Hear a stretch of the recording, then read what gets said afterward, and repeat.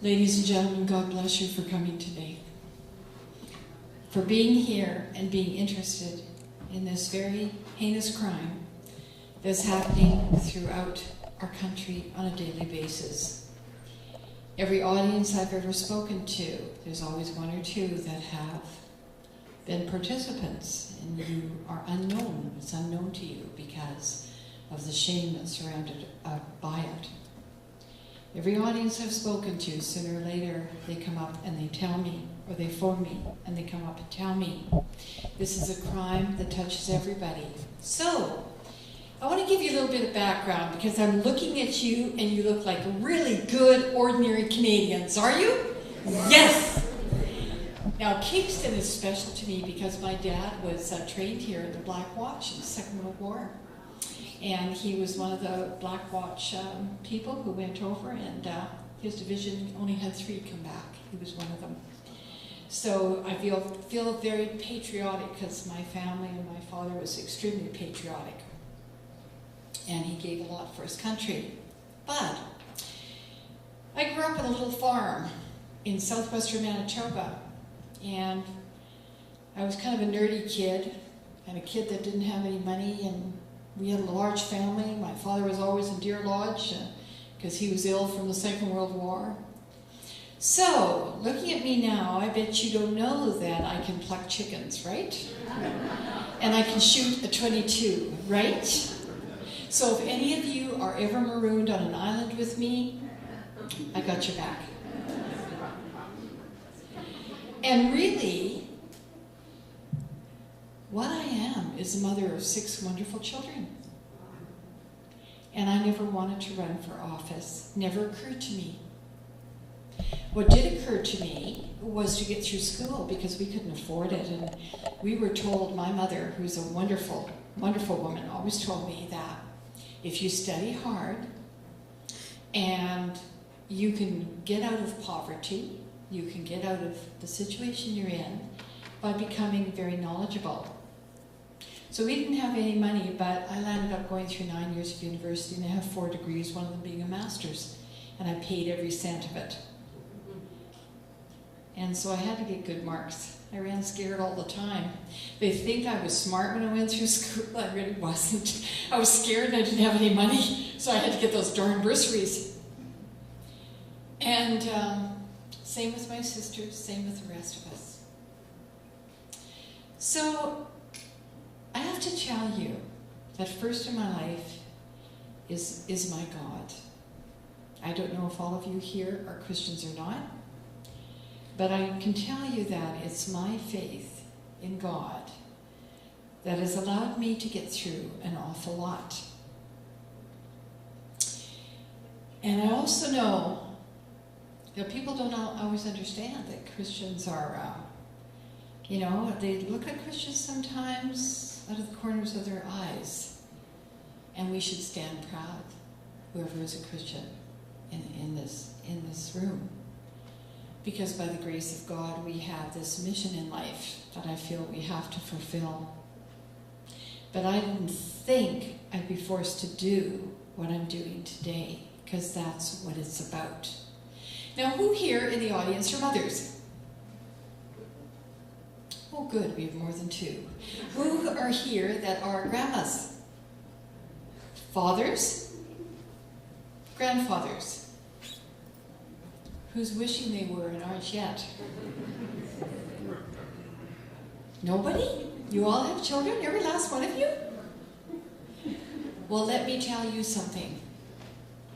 When a child comes into your life, it opens up a whole new world. It becomes a part of you.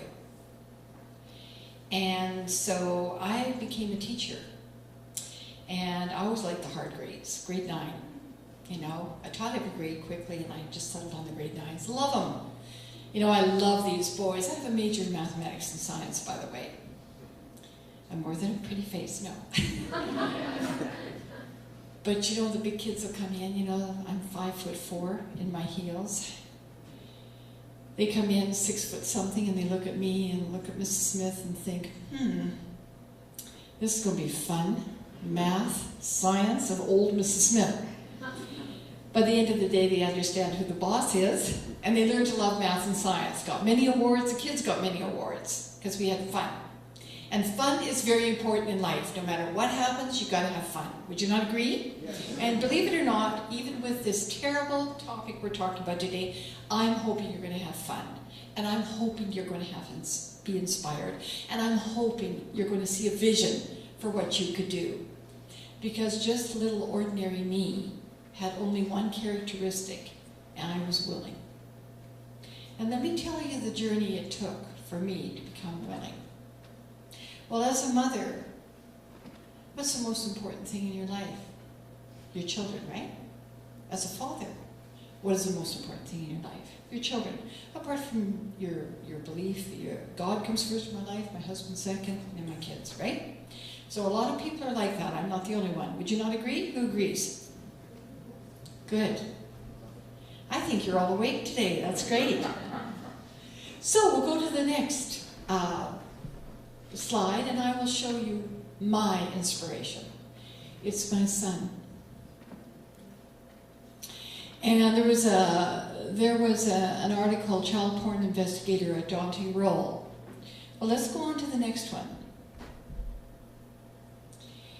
It's a daunting role because as a mother of 6 children and as a teacher, I was appalled when my young son, who was a cop, and doing very well, he's a natural policeman, what they say, a natural policeman, and his hair turned gray in less than 2 years. Let's just go to the next slide. He was dealing with Canada's secret shame, human trafficking. So, you think that you don't have a real destiny? Because most of you sitting in this room will think you don't. I didn't think I had any particular destiny. I was just trying to do the right thing. I was worked to death between 6 kids, being a teacher full-time, and of course me, I've got to join everything, I've got to be part of just everything in the world to make sure because I'm a bit of a control freak. Everything has to be just right, Who understands that? Do you understand? Ooh, you're a scary bunch. All the hands went up. Anyway, as I'm doing my teaching, an incident happened in my school. And there was a boy, Michael, like I love my kids. They were grade 9ers and they were rough and tough. I was placed in a school that was really rough and tough. We had a standoffs they called it, behind the Marlene Street complex. That was where the people who were on welfare lived. And the police used to come and they had standoffs. And I remember the standoff at one particular home where there was this mom. She had 4 kids. They were all from different fathers. She only knew 2 of the fathers, but she loved her kids with passion. And she took good care of them. But she didn't like the they weren't husbands, but ex-reasonable facsimiles coming to visit because they didn't contribute anything. And they didn't visit very often. They weren't interested in the kids. She was a very attractive woman. They were kind of interested in her. But I remember one day I was in school and Ziggy's mom phoned the school and said Ziggy wouldn't be there. And I found out later that there was a standoff at their house because there was a big situation there. But that was Marlene Street School. That was Marlene Street Complex. That's what happened there. So, I was placed in a situation in teaching that I saw a lot of peculiar things, and I understood and I grew to love the kids and did a lot of things, but I realized now it was only God preparing me for what I had to. Like I had to start a breakfast program because I didn't have any food. And then when the very bright kids started picking on the disabled kids, I started a deli. And they learned that the disabled kids could make sandwiches a lot better than the bright ones couldn't figure out how to put the lettuce between the tomato and the meat. And so they started to respect the kids a lot, and they became good friends. So I can see now where God is just sort of laying the groundwork, right? One day, Michael hadn't been in school for a long time. So the kids came to me and told me a story, a very alarming story. They told me about Michael being tied down by an old man and where he was, and that they were going to transport him out of the city, and some just really gross, terrible things that were happening to the children. And this guy, this perpetrator, had shown the kids porn videos, given them drugs. They really had their jollies at this old man's house. And I was livid when I heard the story, so I literally ran to the office and said, "Sit down, we need to call the cops." I was talking to the principal. And she looked at me and she said, "Oh no." She said, "We don't know if the kids are telling the truth. We don't know. After 4 o'clock, it's not under our jurisdiction." And she said, "Gives a black mark in the school, as if we're not paying attention to things." And she said, "This is none of our business." Now, what you don't know is I was slated to be principal of that school the following year. I was to sign my contract in the summer. I was groomed. I had all my administrative qualifications I needed. And I was feeling pretty good, because it was my dream to become the principal of the school. Love schools. Anyway, she looked at me and she said, "Let's be clear. If you call the cops, you will not be principal of this school." So what do you think I did, folks? Yeah, I never did see that contract that summer. But I have to tell you, the detectives came and they caught this guy who had so many priors, they'd been looking for him. And he went to jail for a very long time, and the kids were rescued. But back at the ranch, nobody called me to sign the contract.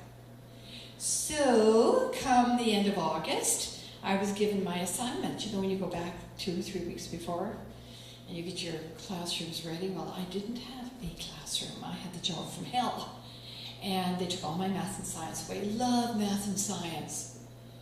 They took it all away, all the stuff. So I was being disciplined. And they put another, I'm always being disciplined, Joel, where are you? Come to think of it, I'm always being disciplined about something, aren't I? So anyway, they gave me a supervisory position where you go and, the teachers love it, you know, when you come to the classrooms and assess all they're doing, and they can hardly wait for you to get through the door. You know what I mean? Yes. Well, anyway. But at the same time, I was in a royal sulk. Have you ever been in a royal sulk? Who's been in a royal sulk here? Are you all good? Oh, there's only 3 people who've been in a royal sulk in this room. Have you ever been in a sulk? Have you ever felt bad about yourselves? Raise your hands. Oh, good. Because that means you're human. And I can tell you my story. It wouldn't be too embarrassing. But I thought to myself, I didn't like it. So I started writing a book. I'm not a writer. But I started writing a book. I'm math science, right? INTJ, left brain dominant. I wrote a book. The book turned out very funny. And I don't know why, but as I started talking about how parents and kids should work together, there's some funny incidents. I mean, I always enjoyed myself. And I enjoyed writing the book. So I wrote it in about, I shouldn't say, 6 weeks. I was getting everything off my chest. But anyway, I quite enjoyed that. And so I was going to school, write the book. And we did a test market in Edmonton. And all of a sudden, 4 months, it became a bestseller. What is that? I'll tell you what that is. It certainly isn't me. It's just some guidance I'm getting to go on to the next step. So Premier Gary Filman read my book, Province of Manitoba. And he thought, gee, I'd be a good person to put in advisory councils for school leadership. Because in our province of Manitoba, the kids, not the kids, but the parents and teachers were fighting constantly. I think you had a little bit of that here in Ontario, if I had me, right? So anyway, this funny book brought the parents and teachers together, because I was trying to explain the parents and teachers have worked together, and we're all in this together, right? So having said that, of course they had to put me in the most difficult situation. And it was to put these advisory councils for school leadership in all over the province. So I was on little planes, you know, where you get in the plane and it looks like the boys are driving it. because they're younger than you are, and you sit down and they ask you to move your luggage away from the heat because the plane will get cold. That kind of a plane is what I flew in. But I love it. In fact, I'm taking flying lessons right now because I like the Cessnas. But anyway, that plane was absolutely small. When they have windshield wipers, you know you're in trouble. And they did. So the boys flew the plane with the windshield wipers, and old Mrs. Joyce Smith got on the plane with her luggage to put advisory councils for school leadership in. And I did. I did it in 2.5 years. My secondment was just about up. But the school division was missing me, so they offered me a school. Yay! My dream come true, right? Right? Right. Well, that's not the way it happened. Because the Premier decided I would be a good member of the Manitoba Legislature. So he said, would you run for office? And I was still in the sulk. So I thought, I won't win, but I'll scare him. So I was thinking, so I'll run anyway. Well, I ran, I won. So I landed up in the Manitoba Legislature. Who would have thought? Here I am, a trained math and science expert. Or I thought I was an expert, I was supposed to be. And I never had any math and science last year of my teaching. And then I landed up putting advisory councils for school leadership in. Boy, you ever try to do that? Ooh, groups fighting with each other all over. But it was very successful. It worked really, really well. People understood you have to listen to each other. But then I ran, and you know, coincidentally, and I don't know why this happened, why would they put a trained math and science person as justice critic for the province of Manitoba? That's the assignment they gave me. Isn't that weird? I can hear that. Yeah, she says that's weird. She knows. Are you a teacher? Then you know. Well, I was a teacher in a way. I was a real teacher for 23 years, and then I went way off course. But anyway, so I was a justice critic. Something happened during that time I was justice critic. That's when my son was in the police unit, and he was put in something called the ICE unit, the Integrated Child Exploitation Unit. That's a very difficult unit. And what they do in that unit is they were trying to track predators who were luring kids over the internet. So a 40, 50-year-old man would lure a 13, 14-year-old kid, sexually exploit them. There's many, many little kids who were raped, afraid to tell their parents. And when the internet was up, it was sort of invisible. We found out it was people who were very prominent people in the community, not the people that you would imagine. So that was a real eye-opener for me. But my son changed. He would disappear when he went undercover for 3 or 4 months. He came back, his hair turned gray literally overnight. If you saw the slide earlier, he changed a lot. Like, you know, he was a young, bright cop, and he was just a naturally good cop. And then out of the ICE unit, it bothered him so much to see what he was looking at, because these predators would make videos of raping their victims. So they'd have a 2 or 3-year-old watching them being raped, and they hear their screams. And even today, he has nightmares. You know, where he'll hear the kid calling him to the door and he can't get to them. And ICE unit cops have psychological treatment once a week to make sure they're okay. And if they're not okay, they take them off for a while, put them back on.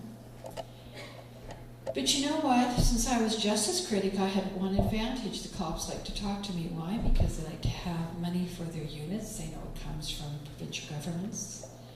So I started sitting at stakeouts, and I started getting too involved probably for my own good. I started working with victims, and then I worked working with the predators as well, and I couldn't do that. It didn't work for me. So it was basically the victims that I worked with. But the heartbreak and the damage that was done was just incredible.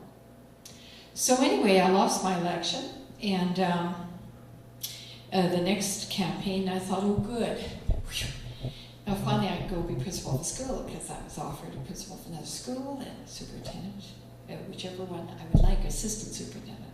So I thought, gee, I'm going back where I belong, you know, because I taught for 23 years. It's hard. It's hard getting rid of those paradigms when you really like something you're doing, right? So anyway, everything turned out fine until one day, 30 people, I counted them, and I ran out of cups for coffee, so that's how I knew they were 30. I'd used some of my china and all, but anyway, it's another story. They came to my door and said, Mrs. Smith, would you run for Member of Parliament? And I said, no, thank you. So, you know, we had a nice talk, and I was very flattered, and I thought, God, you know, what's Member of Parliament? I don't want to be flying out of Winnipeg all the time, yuck. So anyway, and I was looking forward to my new job, because I kind of knew it was between two schools, and either one of them would have been fine, was my dream. So anyway, surprisingly, they came back. There was about 5 or 6 of them, I forget how many, they came back. And they asked me again, I said, oh, I'm so sorry, no. Well, my husband, who is a teacher as well, or was a teacher,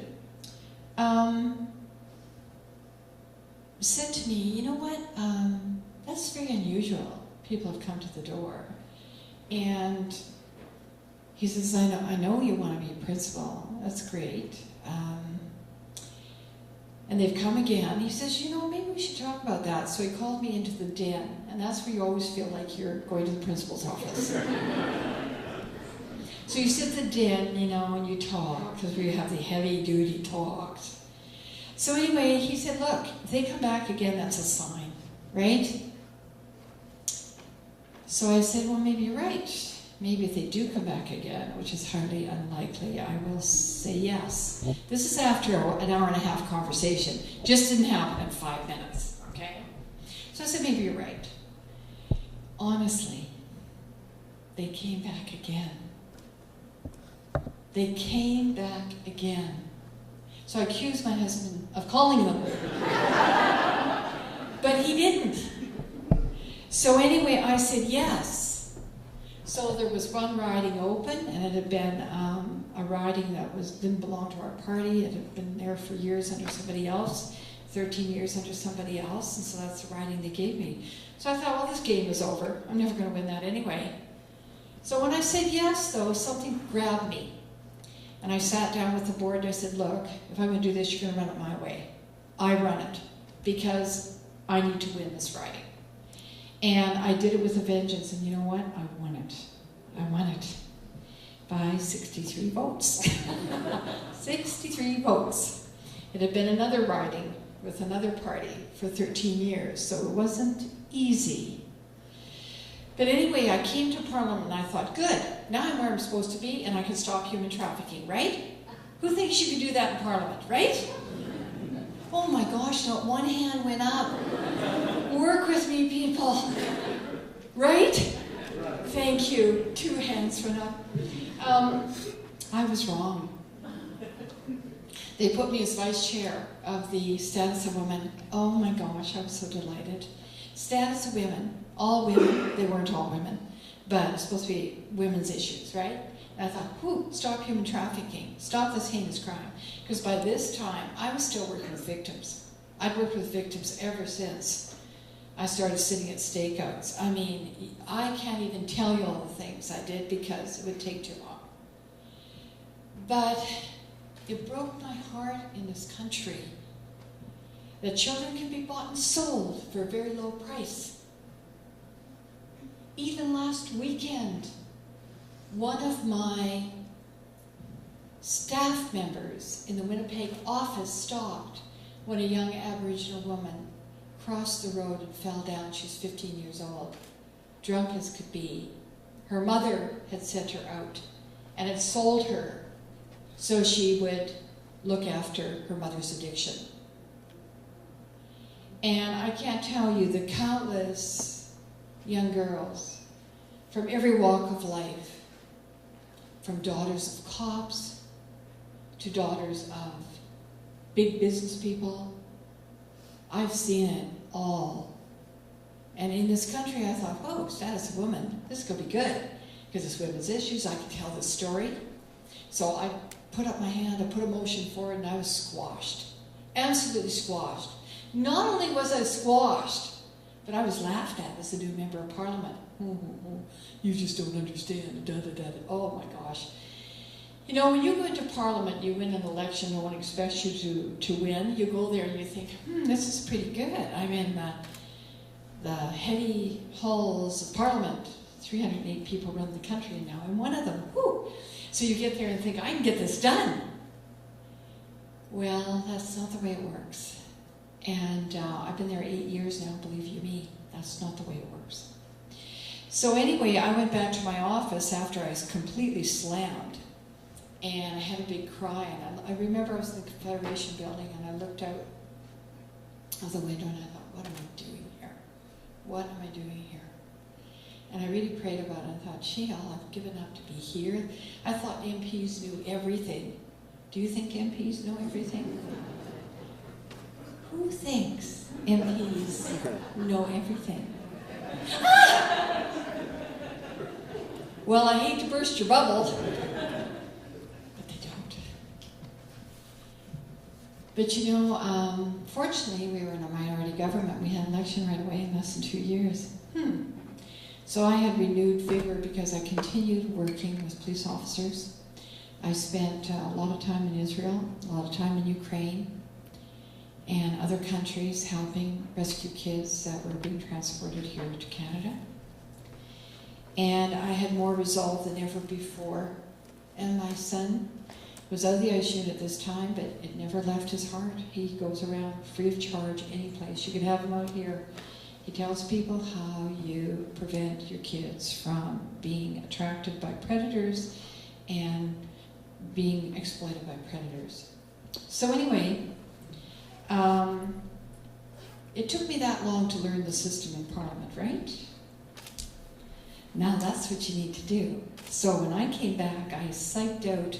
They put me as vice chair of the status of women again. So this time I was a little smarter. I looked at the backgrounds of all the people around that committee. There was one woman, Bloc Québécois, Maria Morani. She had written a book on prostitution and drugs, and I knew that she knew. So, her book was French. I got it translated into English and read every word. I was certain she knew what she knew. So I thought, instead of being squashed this time, I'm going to get this motion on the committee. You need to know this. If you get a motion on committee, then you have the money to bring in all the witnesses. You can pay for their airfare, you can pay for their hotel, and you can have their story. And it is forever written in the Hansard in the history of Canada. Right now, today, if you saw the dialogue on human trafficking and this report that we eventually called Turning Outrage into Action, you could read the Hansard and you could see the struggle I had. But you know what? Those people who were laughing at me, there were tears in their eyes when they heard the witnesses and when they heard the stories. And you know what I learned from that? I learned that most people are very good people, they just don't know. So I always say education is our greatest weapon. So when you invite me out to here, I say to you, education is our greatest weapon. Every Canadian makes a difference when they speak out. Education is our greatest weapon. So anyway, poor old Maria Morani. I really liked the woman, except she wussed out. But I got her. She was new. I was older than she was. I'd been there for 2 years, and she just got in, so I told her, this is what you do. This is how we get the motion through. So she got her side to do the motion and support me, and we got it through. We got a study through on human trafficking. Once I got that through, I knew I had it in the bag. Because then, by Constitution, by all the motions you do, by parliamentary law, you have to do the study. So we did. I had all the witnesses, I had everything. I had the cops, I had the NGOs. Just bring them on. And I did, because nobody else knew how to invite anybody, because they didn't work in it, you know? So after a while, some of the opposition would get a other people in, you know, some professor somewhere who decided this was an industry and prostitution's really an industry. We got a couple of those. But the majority of the testimony was from the victims, from the cops who were rescuing the victims. I never brought my son in, but I brought other cops in because I worked for quite a while, quite a few years on the street with these cops. Now, we took the testimony, and this is something, if you want a copy of it, you can get it from my office. It's called Turning Outrage into Action. It is Canada's story about human trafficking. We'll make sure you get it. Education is our greatest weapon.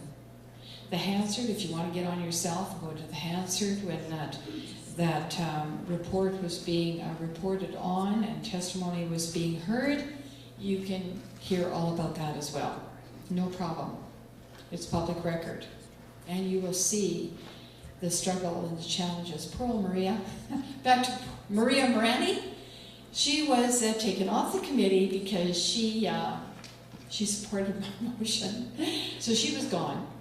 And they replaced her with someone else who felt that prostitution was an industry.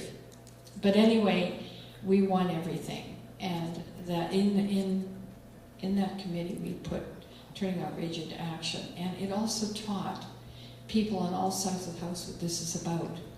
So, you know, you really learn that people on all sides of the house are really good people.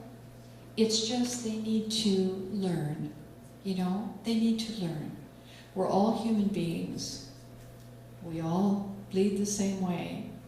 And there's really good people on all sides of the house. You have to find them.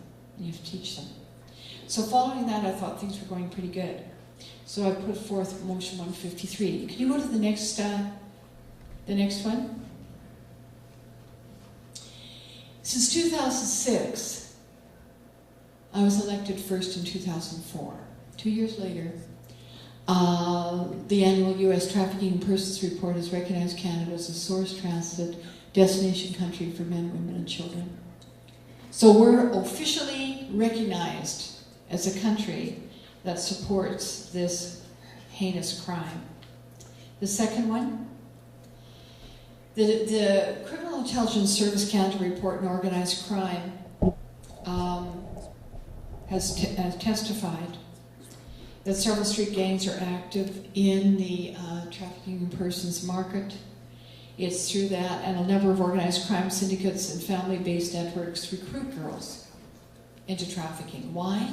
It's all about money.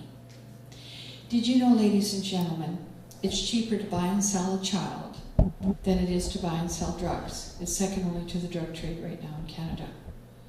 So you could buy a victim, sell them over and over and over again. You don't have to rebuy them like you do drugs. That's why it profits. They make money. It's all about cash. It's a sad commentary on where some people are coming from. Victims are controlled, and why do they pick on youth? In particular, they pick on kids under 18. And it's because they're easily manipulated. They're easily influenced.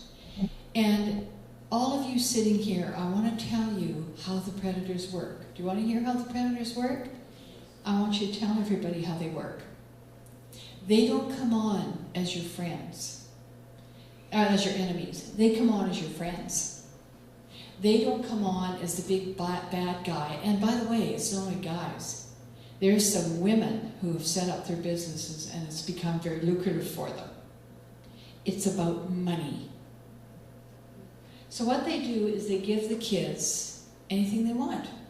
Friendship, drugs, parties, self-esteem, initially. But they have one objective.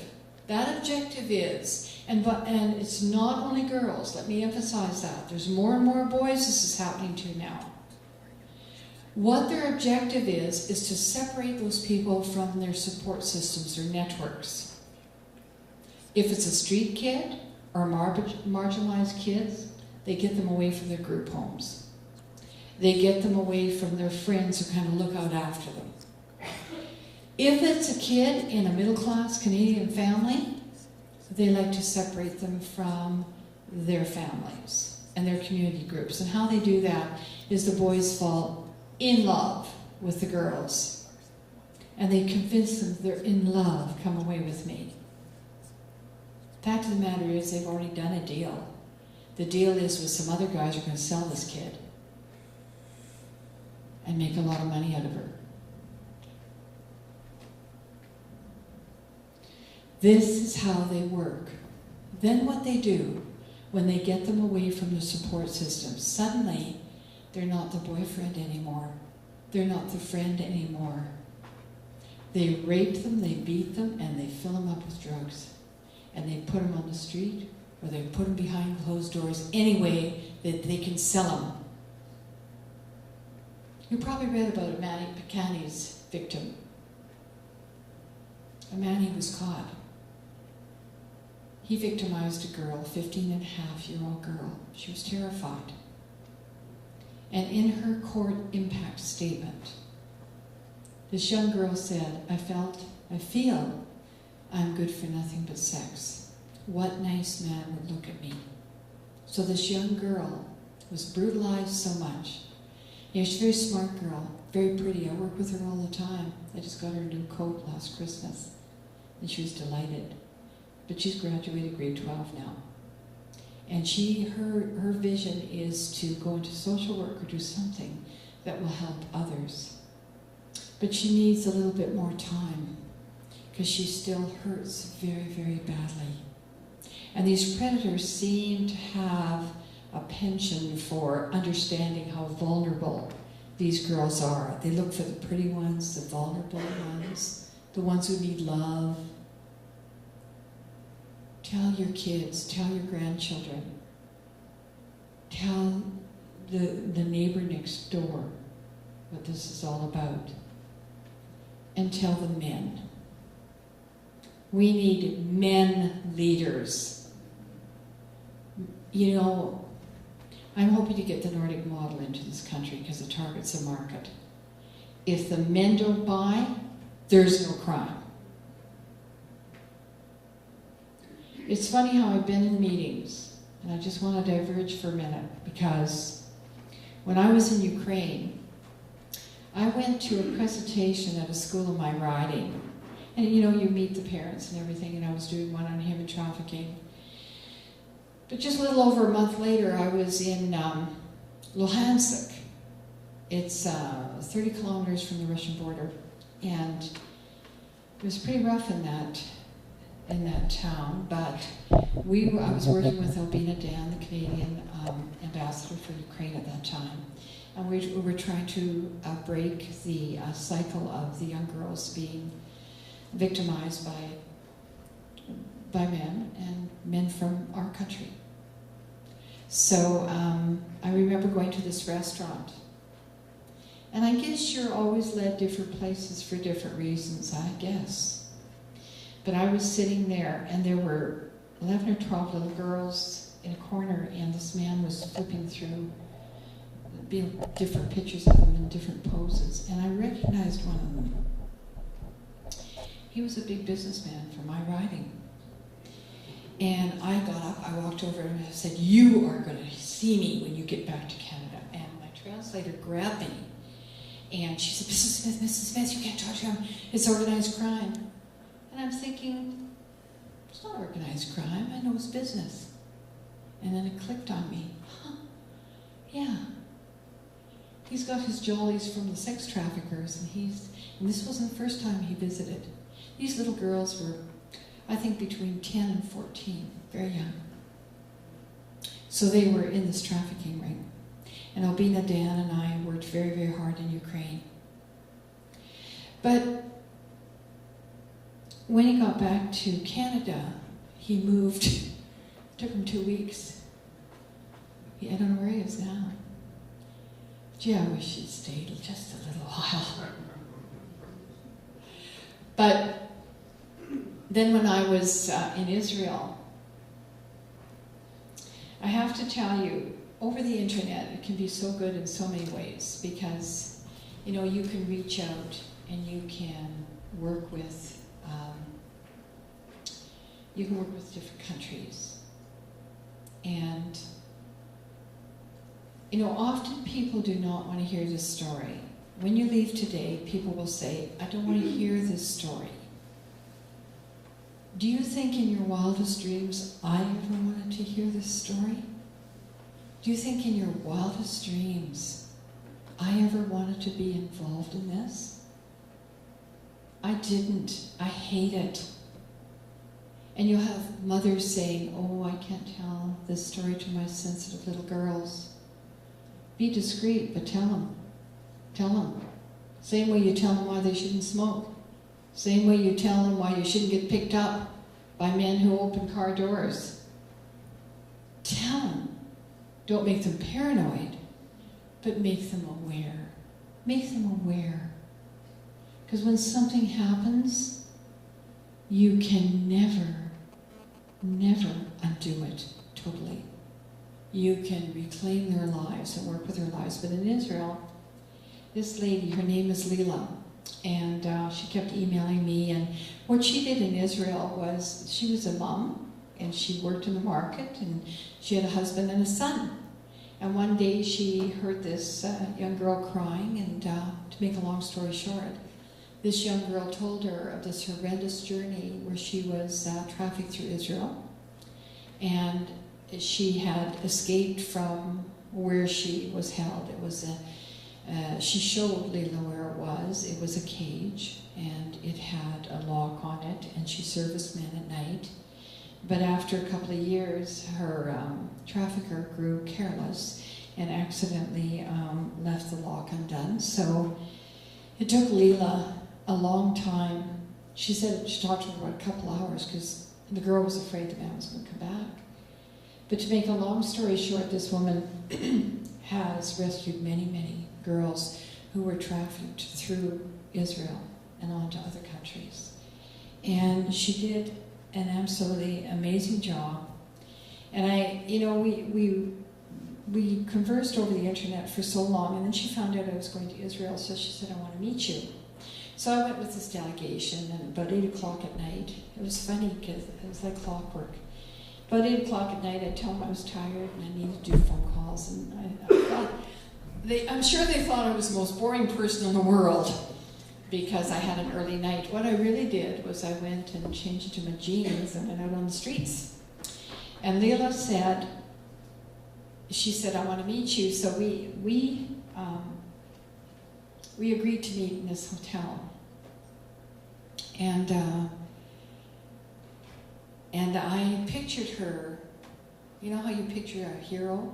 You picture them as, I don't know, slim, fit, you know, ready to go. Well, I saw this lady come into the hotel. She was quite overweight. And she had a long dress, flowered on it. And she had the most beautiful blue eyes. She had long, straggly, gray hair. And her eyes just filled up with tears, because I guess she knew who I was on the internet. As you're a public figure, people know who you are. I knew immediately who she was. And she took me all around, showing me in the next 3 days what she had done. And her husband and her son did amazing things once they knew. Once they knew. And her husband and her son, we need men. We need men to take the leadership role now too. And to really teach other men that disrespecting women is not on. The jokes are not funny. The magazines are not funny. What it is these innocent little girls who are being victimized. And even when you hear people who were prostitutes say, oh, this is my everything, they're saying it because they don't have much choices, because when they leave the building, they get beaten. And they might disappear. That's what's happening to a lot of the missing and murdered Aboriginal women. I know. I've worked with a lot of them. I know I've also lost a lot of them.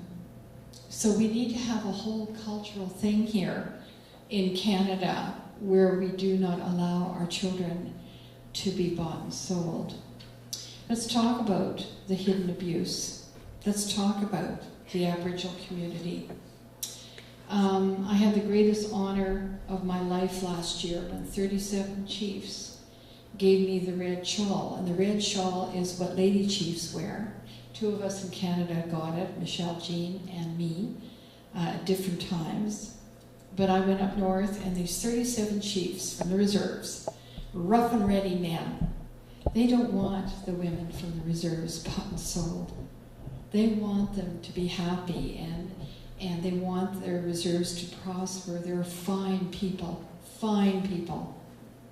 And I had these rough and ready chiefs. Some of them were more polished than others, but the ones farther up north were pretty rough. You know, they came in jeans and their checkered shirts and their beards, and you could tell they smoked, and there wasn't much ceremony, but they all went in a circle, and they thanked me one by one for the work that I'd done rescuing Aboriginal girls. My son is married to a full-blooded Ojibwe girl, and she works now with a lot of these marginalized victims. It's so sad because they're such a caring, beautiful, beautiful people, and trusting. And often the reserves, they don't have, you know, the housing, the things that they need. And sometimes, even though they've received a lot of money, the reserve doesn't always get it. And, you know, these beautiful people can be easily persuaded, and they are. So anyway, the hidden abuse, hidden crime, the extensive study on domestic trafficking of children that was put together by the RCMP found that First Nations youth who left reserves and moved to urban areas were especially vulnerable to sex trafficking. Next one, please. Now, there's been many cases of sex slavery. I've told you about Maddie Picani. And he made $350,000 off his girl. Bought himself a really nice house in Niagara Falls and a BMW, a few things. Michael and Mark got a very, very slight jail time. Underage girls. Laura Emerson is not my man. Laura Emerson, 10 minutes from Parliament Hill, bless her heart. She went after some little girls, brutalized them unbelievably, sold them for sex, and she got 7 years. By this time, Parliament Hill was being pretty noisy about human trafficking, and I think the judge was influenced, actually. There are so many cases, ladies and gentlemen. Next slide. 2010 in Milton, Ontario. Anybody know where Milton is? Not too far, eh? Man charged with abducting, gang raping, and forcing a 17-year-old girl to prostitution. Toronto, Ontario. Everyone know where Toronto is? Man charged with luring 17-year-old girls into prostitution. Kitchener. Anybody know where Kitchener is? Man charged with human trafficking women into prostitution. 2011. BC man charged with trafficking 4 teenage girls. Next slide. 10 minutes from Parliament Hill. 2011. What year is it now? What year is it now? 2011. Ottawa man, charged with starving a 17-year-old Windsor girl into prostitution. He put her into a room, wouldn't feed her because she wouldn't agree to selling her services to men. She got hungry enough, she agreed. Barbaric. 2012, Montreal, 7 out of 10 street youths will be victims of sexual abuse or exploitation. It goes on and on and on. 2012, this year. We're only 2 months into 2012. If you read the newspaper on February 2nd, you would have read reports that 3,000 to 4,000 youth in Quebec are being trafficked. And a girl from Quebec sells on average for $6,000 if they traffic her to Ontario. Lucrative business, eh? That's Canada. That's not what we stand for. We are a country of honor. We are a country of very good people.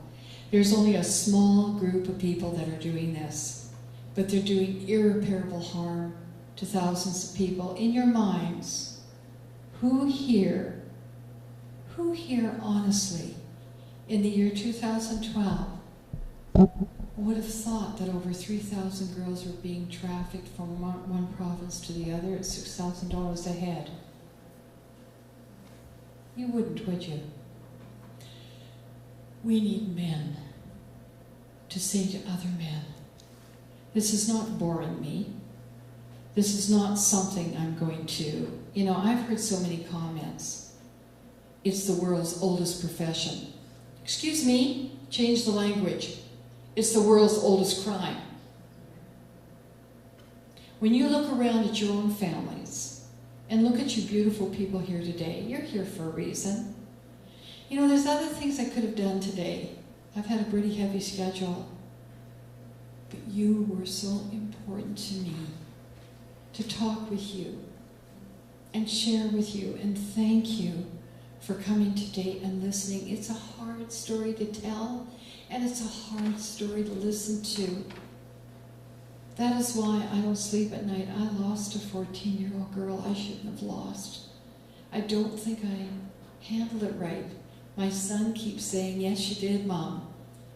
But then I asked him one night, how do you ever stand this? How do you ever survive? He says, Mom, it's one child at a time. It's one community at a time. It's one person at a time. And look at you leaders. Look at you precious people. You're here for a reason. God bless you.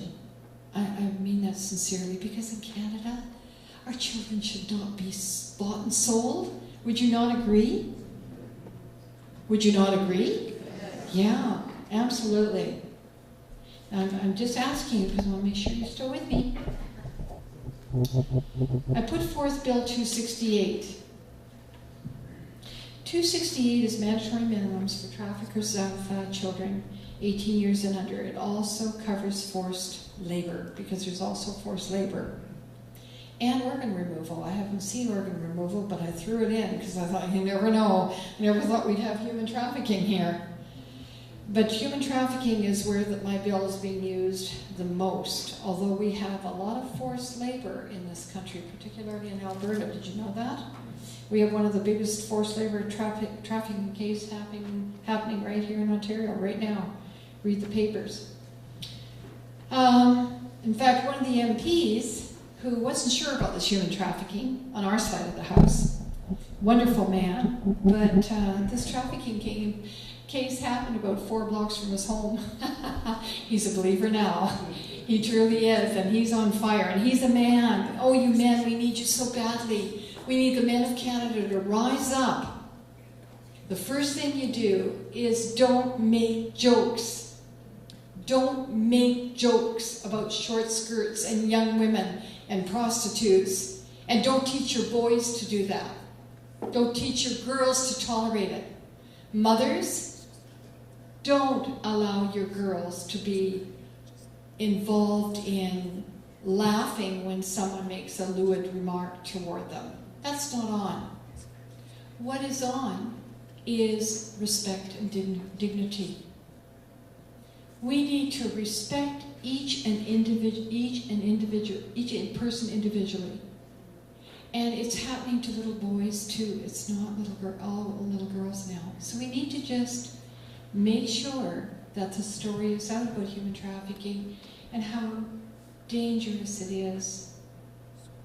Last year, I had an 84-year-old grandmother who called me to her hospital bed, 84 years old. And she called me because she wanted to tell me, well, actually, she didn't actually call me. It was Chani. Joel, you know Chani, right? His grandma. Chani wanted me to talk to his grandma because she had been trafficked into Canada years ago, and she didn't want anybody to know, but she got out of it. And there's other grandmas who've talked to me, and they've never been able to forget this because it was considered that was part of the price of coming to Canada. It's not part of the price of coming to Canada. We're the true north, strong and free. We like people to grow and prosper and be healthy and have lovely homes. I'm first generation. well, my father was an immigrant, my mother was an immigrant. By the way, my father was Icelandic, my mother was Irish, so don't mess with me. I'm half and half, right? Ew. He was an immigrant to Canada, she was an immigrant to Canada. He never did speak English properly. I mean, later on in life, he went totally into Icelandic, and I couldn't understand him. But anyway, because he loved my mom dearly, and she couldn't speak Icelandic, so we weren't taught Icelandic. Unfortunately, we should have been taught Icelandic.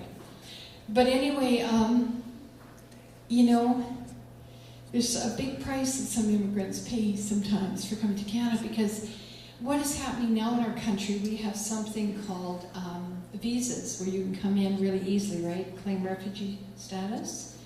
And so what happens in other countries, very astute people say, I'm going to claim refugee status. They come in and then they automatically get the welfare. They do everything. We're changing that now, but this is what's happened in Canada. And then they go back to their own countries and they exploit their own people and bring them through. And so that's got to be stopped as well. That's human trafficking. That's what happened to these workers, these Hungarian workers you read about. So there's a lot of this stuff that happens, and we know, and we've got to do something about it. Would you not agree? Who wants to do something about it? Is it worthwhile listening to this today? Because it's just my story. It's no big deal. But I have got a bill through, 268, and I've got another one through. Yesterday, I was with the American Embassy and some RCMP, and some, what were they, Joel, FBI? Were they FBI? What were they? Homeland Security. Homeland Security from the U.S. Thank you, Joel. What would I do without Joel? And they were talking about the greatest asset they had in the U.S. was extraterritorial authority. In other words, if an American citizen goes to another country, they can, if they know he's doing bad things like exploiting children or setting up brothels or sex tourism, they can grab the long arm of the American law and bring him back and try them under American law. That happened to Mr. Renchel. Mr. Renchel had a brothel abroad, and his youngest victim was 4 years old. He had a boys' brothel. He'd come to Canada and get all his friends to go over, and he made a lot of money out of the whole thing. Having said that, he made the mistake of coming close to the U.S., and the U.S. had authority to grab him. I think he came through England, but the U.S. had authority to grab him, and he's 25 years in jail. Did you know in Canada, if we have one of these enterprising people, we have no laws that can reach the long arm of the law and bring it back? So my law, Bill 310, will do that. And it's going to committee now. So let's hope and pray this thing passes. Put support behind Bill C-310. It's my second bill on human trafficking. Now, how do you recognize a victim? How do you know what's happening? Can we have the next step? Where are we now? Sorry, Joel, aren't you taking control up there? How to recognize a victim? There we go. How do you recognize a victim? You know, how do you, when you're just minding your own affairs, recognize a victim?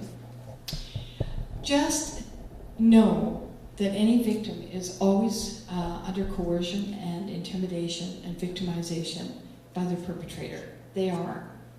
So there are things that you can look for. One of them, if they're with a man, a young girl, they may not speak on their own. I know I was in a lineup getting an ice cream cone, and this young girl, very pretty young girl, she wanted this ice cream, she wanted this banana split, and by the time the guy finished, she was down to a small cone. And he just gave me the creeps, because I thought, you know, this doesn't look right. You know, so I reported it. But, and then anything that you don't think might look right, sometimes just report it to the police, and they put the piece of the puzzle together. That's all you have to do. And if you look, and if they're not familiar with the neighborhood or where they're living and working, they might be transported back and forth. They're not familiar with the area. If you see bruises or cigarette burns or things like that, where a young girl is marked up quite a bit, I would take a second look there. If there's signs of malnourishment, or where there's signs of scars, that you know that they got them through some trauma. I would suspect that unless you know the story behind it. And sometimes if you watch them, I know we were after this girl trying to get her out, and I remember this so describes it. Their facial expressions, you can tell. Like this one victim, she was talking to me, nothing was wrong, it was fine, and she'd be like this all the time, looking at the guy, just right behind her. You could see her face, she could see his face, back and forth, but she didn't look anyplace else. It was just like checking it out, you know? And it turned out he was a trafficker. So there are little tips and signs. There's nothing wrong with making a phone call in case. You know what I mean? Just make a phone call. Mindset of a victim. Can we go to the next one? Not self-identity of human trafficking. They may not appear to need social services. I think I've covered this. Victims don't tell you what they need, to make a long story short. They really don't.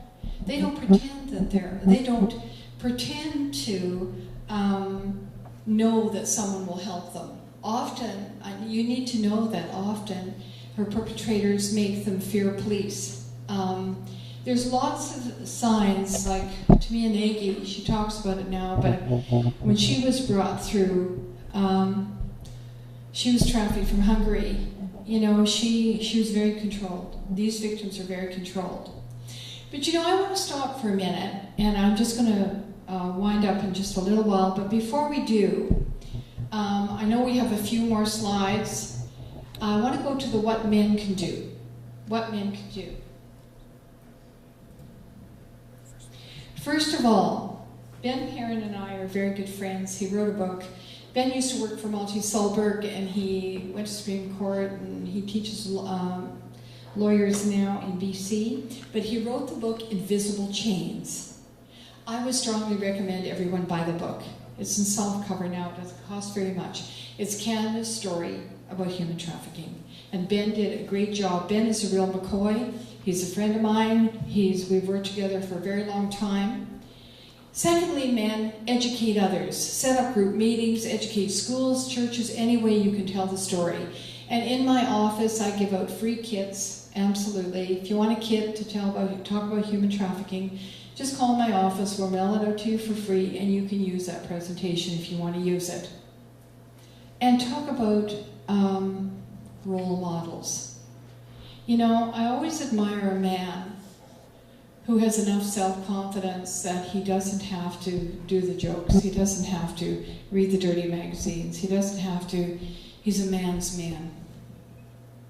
And we need men like Ben Perrin. We need men like the police officers who have done so much, continue to do so much. There's always a bad apple in every place, you know, whether you're doctors, nurses, teachers, or pastors. Anybody, there's always, not everyone is going to be perfect, but the majority of the people are very good people.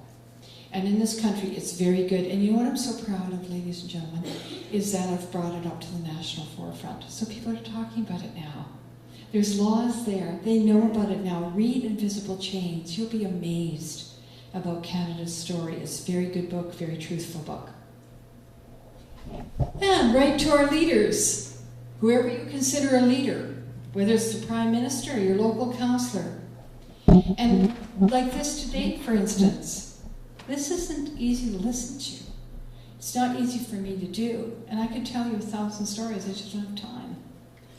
The fact of the matter is, the more that you learn, basically, the message is, we need to respect women and men, and we need to ensure that our children are not bought and sold. They're not a commodity. They're a child, and they deserve better. Would you not agree? Now, I would like to go into questions very shortly. I talked about all of you, reporting all suspicious activity, and there's a Crime Stoppers hotline you can call anonymously. Write it down. It's 1-800-222-TIPS. 1-800-222-TIPS. You see some suspicious activity? Call the hotline. No one knows who you are. But these are the tips that cops need. Cops bring down a lot of predators. And today, make a commitment to becoming a better man, a better woman. And making a commitment. Now, you here in this room today, are you committed to stopping human trafficking? Who here in this room is committed to doing their small part, any way they can, to stop human trafficking? Would you please raise your hands, because I want to know.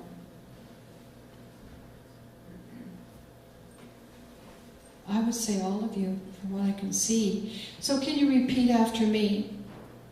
And I want just the men this time, if you don't mind, because we need our men leaders. We need our valiant, noble, wonderful male leaders to tell other males that you don't buy sex because that's perpetrating a crime against innocent victims. Can you repeat after me? I will not purchase or participate in pornography, prostitution, or any form of the commercial sex industry. So any of you that have those little pages, those little books, those little magazines, burn them. Because you know what?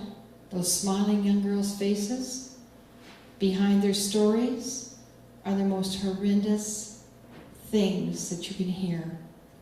Think about your wife. Think about your sister. Think about your mother. Think about your grandmother.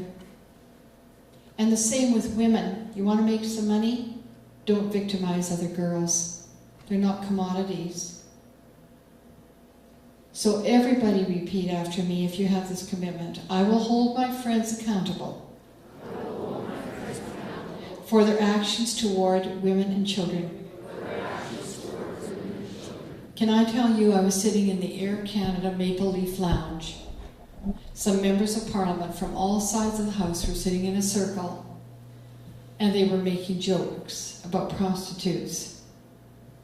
And I looked at, there was a female senator sitting there, and she was making jokes too.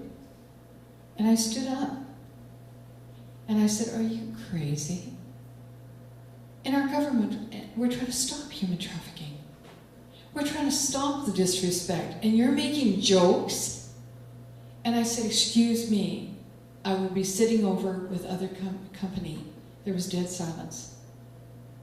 The next time I met them, they were as friendly as could be. But I don't know what they said after I left. I saw a couple of eyes roll. But you know what? I don't care. I don't care. Roll your stupid eyes. This shouldn't be done. This shouldn't be done. So until we can stand up and be real people, and when you listen to this, think, what if it was your little girl on that pornographic pose in that pornographic paper? What if it was your little girl that they were making fun of? What would you do? You'd probably go for their throats, right? We are all God's children. These children are our children. And we have to protect them. That's what we have to do. And no one is immune to this stupidity. From the Parliament Hill halls to the local community centers. No one is immune. So men, I'm counting on you, please, to be real men.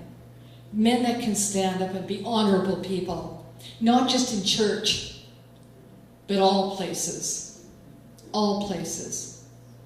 I don't get many comments anymore, by the way.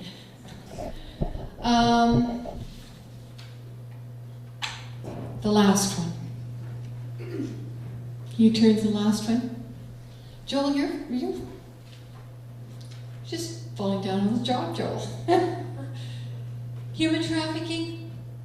Not in our neighborhood, right? And it is in your neighborhood. It's in every neighborhood in Canada, unfortunately.